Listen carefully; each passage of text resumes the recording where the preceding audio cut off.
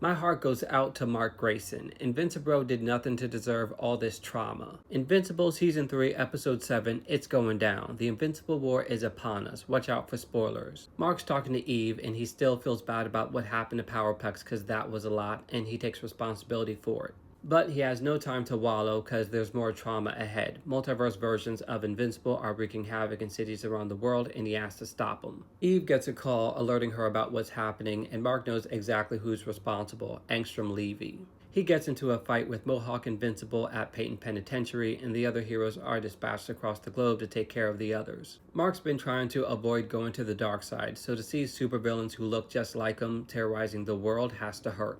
Bug Boy Oliver wants to get involved, but I wanted him to sit this one out. I thought he'd do more harm than good. I thought he might join the Invincible Army, but he actually showed heroic qualities this episode.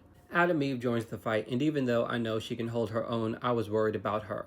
Mark and Eve battle Omni Invincible and Grifter Invincible, and it's getting dangerous. They're too powerful. Mark wants her to leave, but heroes don't run. She puts up a good fight using her constructs, but her leg gets broken. Thankfully, the Sinclair robots show up just in time and save her. Cecil showed up for Mark in a big way. But the scene where Rexplode sacrifices himself for his team, that was too much. I didn't need to see that. I'm still traumatized about what happened to Foggy. Now I have to deal with this. Rex has grown so much, he became one of my favorite characters this season, and now he's gone. As the evil Invincible was holding him, he reached inside of his wound and exploded his skeleton. This reminded me of Gambit's sacrifice in X-Men 97. Why do I put myself through this? In the GDA base, Eve is recovering and Mark wants to stay by her side, but Cecil tells him that that's not what she would have wanted. Mark and Cecil aren't on the best terms, but they understand they're fighting on the same side. The alternate Invincible started arguing and turning against each other, and Angstrom portaled them away.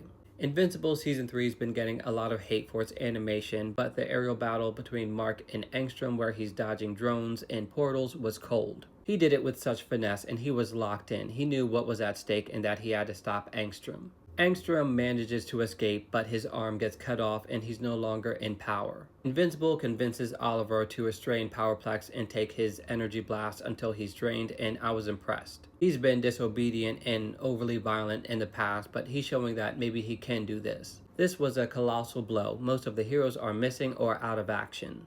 Robot tells Invincible that Rex is dead, and it's yet another huge loss. Cecil tells Invincible that he wants him to lead the Guardians, but Mark declines. He doesn't feel like he's qualified, and he doesn't want to work for Cecil. While Invincible's doing cleanup, Conquest appears and tells him that the Earth isn't prepared for the Viltrumite Empire's arrival. He kinda has a lot on his plate right now, but he feels guilty about everything that happened, and he needs something to hit, so they fly at each other, ready to fight.